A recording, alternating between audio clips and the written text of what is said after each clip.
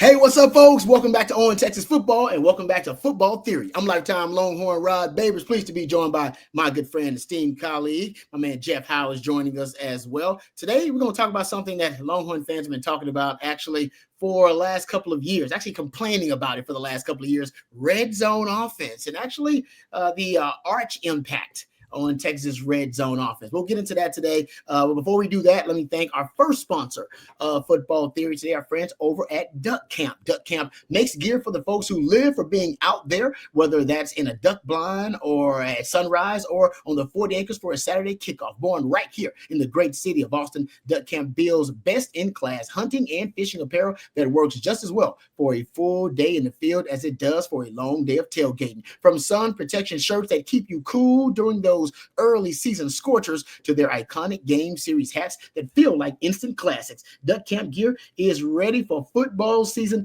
hunting season, and every season in between. Get out there and stay out there and hook 'em horns. Shop Duck Camp at duckcamp.com. That's duckcamp.com. Appreciate our friends over at Duck Camp for sponsoring Football Theory. Now, currently, Jeff, the Longhorns, we look at overall red zone offense and touchdown precision red zone. They're outside the top 100 in both of those categories. I believe 20 opportunities, 15 total scores, 4 of those field goals, 11 touchdowns right now. But it's the arch impact that you want to talk about today specifically that actually holds a lot of hope for Longhorn fans if they hope to rectify this red zone issue. So one of the plays that's become a staple under Sark is the split zone run. Mm-hmm. And basically, to simplify it as simply as I can, a split zone run is when you've got a tight end on the front side, the play side of a zone run. He'll block back, basically almost like a kick out block back, block back against the way the play is going. And basically what that does in theory is one of the things that can kill a zone run is penetration. So basically what the split zone helps do is it helps cut off backside penetration, because typically, now, Rod, I don't know how Sark and Kyle Flood teach it, and Jeff Banks for that matter, since it's the tight ends, but typically when you've got kick out responsibilities, what most coaches will tell you is, hey, you hit the first thing that crosses your face. Don't worry about, I'm supposed to kick out the end. No, if somebody's coming through, you hit the first thing that crosses your face. So the split zone's become a really good play for Texas, because between especially Bijan Robinson, Jonathan Brooks, Trey Weisner, had some really good zone runners. Now, even with Weisner out, what you have now with the split zone is you have the ability to attach the RPO to it. And go back to the first series of the Ohio State game. And I don't mean to give everybody PTSD, but go back to the first series of the Ohio State game and the first failed fourth down conversion. Mm-hmm. Now, we went into that game, Rod, thinking, okay, how much is Sark going to trust Arch in an RPO situation? Is it going to be a straight give? Is he going to have the ability? That looked like a straight give to CJ Baxter.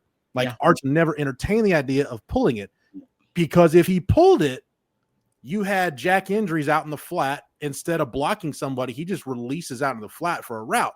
And that's the great thing about the split zone RPO is if you fake it and the quarterback pulls, ideally what you're going to do is you're going to put one of those backside defenders in conflict, whether it's a linebacker, a safety, and maybe it's even a corner.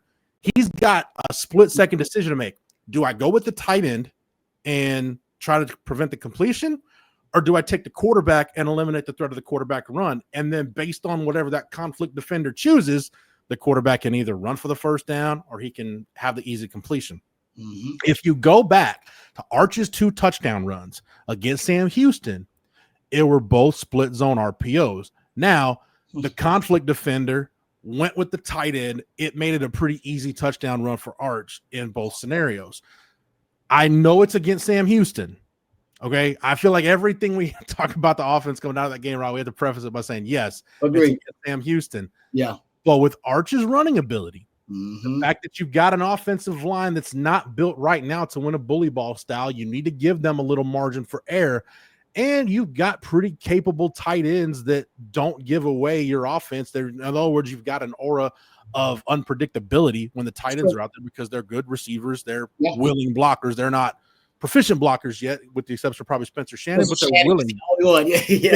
But they're willing blockers. The split zone RPO can be a really, really good play for this offense. And if you can build an identity around that, which, Rod, I believe you can, now you can really start to get somewhere with your red zone goal line short yardage offense. No, I like it because there's so many different forms of conflict you put the defense in, right, and defenders in. You talked about it with the zone read action, of course. That's the quarterback run game. That's going to put defenders in conflict. You just talked about the split action, the split flow action. There's another conflict there. Then, of course, you got the RPO action that you add to it too. I love the constant conflict you put defenders in. I think you might be onto something. So basically, he has all of his rushing touchdowns are in the red zone because that 20-yarder, that's kind of starts the red zone.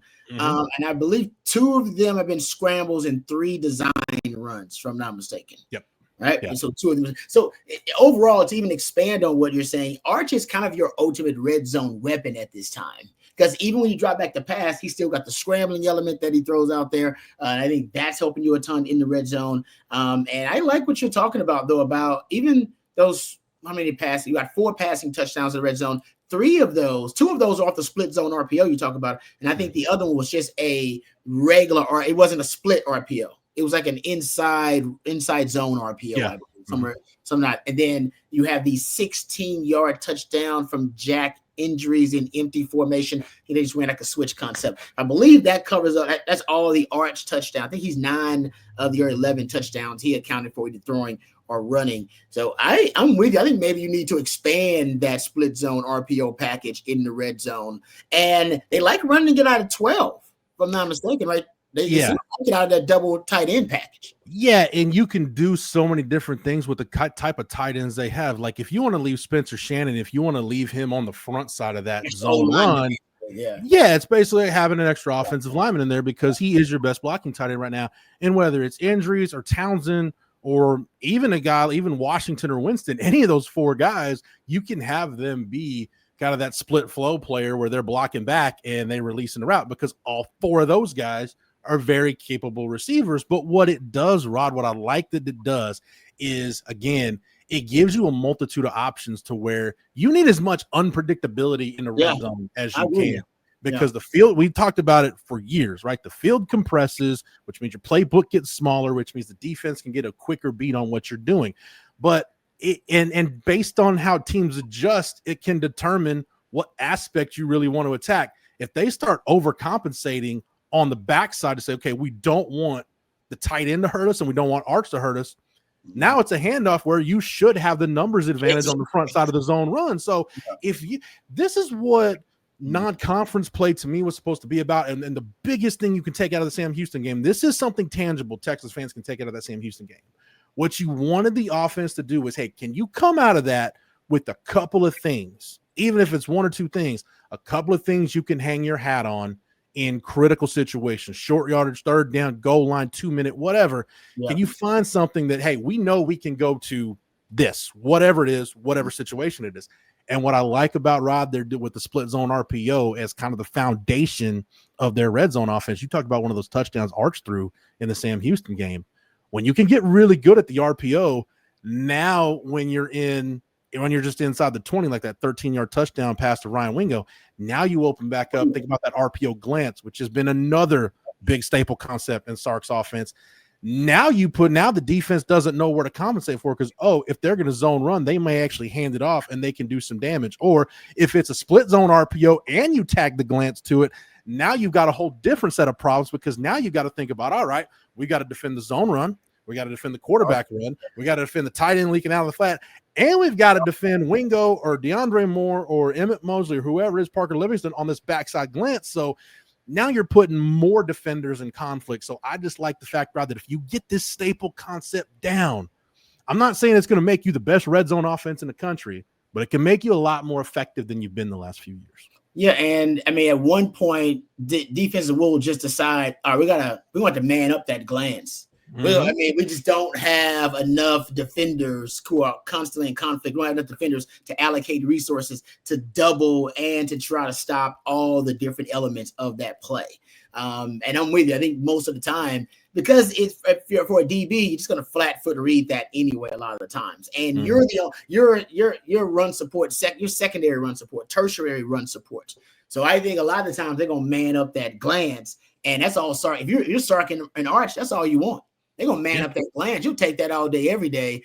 And then they might try to sink a defender underneath it. But like you said, if you're reading it right and you're reading the right defender in that RPO element, and he's in conflict, that should give you an easy numbers advantage in the inside run game if they're going to try to drop a defender back in front of that glance route. So I think you're right, brother. Four different elements of conflict on just that one play, and it's impossible for a defense to defend all of those elements at once. You're going to have to let one go into a one-on-one situation and hope your guy beats their guy in 1 point.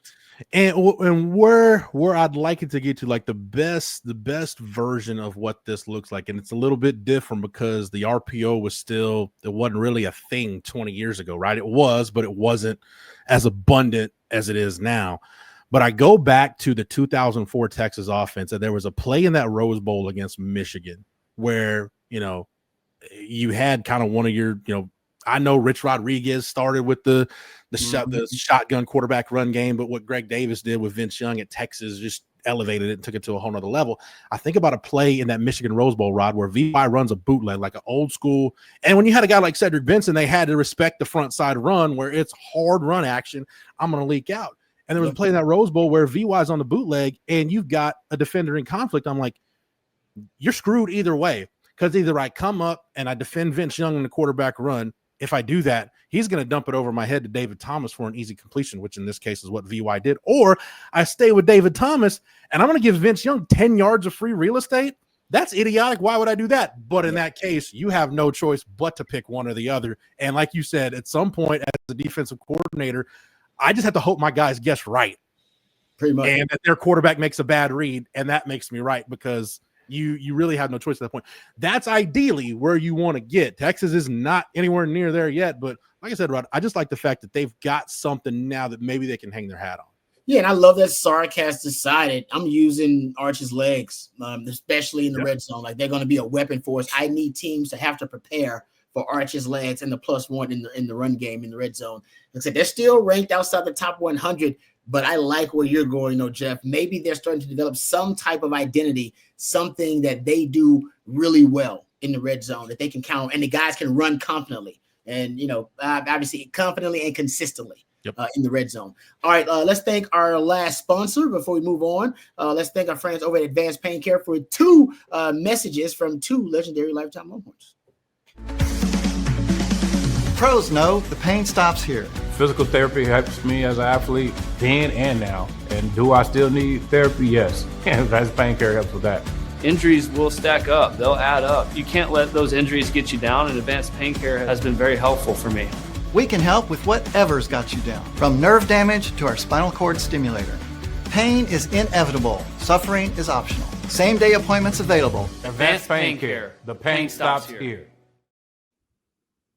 One other thing, Jeff, and thank you to our friends over at Advanced Pain Care. Before we get done, I'd love to see them master the concept to the point where you're talking about, where they get so good at it, they can run it out of multiple personnel groupings and run it with a lot of exotic presentations. Like, I'd love to see them run it from that 14 personnel package, like doing some funky stuff, running from 21 personnel in the pony package, right? Running it. I want to see them get so good at it that they can present it in different ways, but still it doesn't matter. The execution is still on point. So I would love that, because then you can get the defense into potentially a different personnel grouping. Maybe you get them defending heavy personnel, spread them out. Maybe you can do empty and then reload the empty.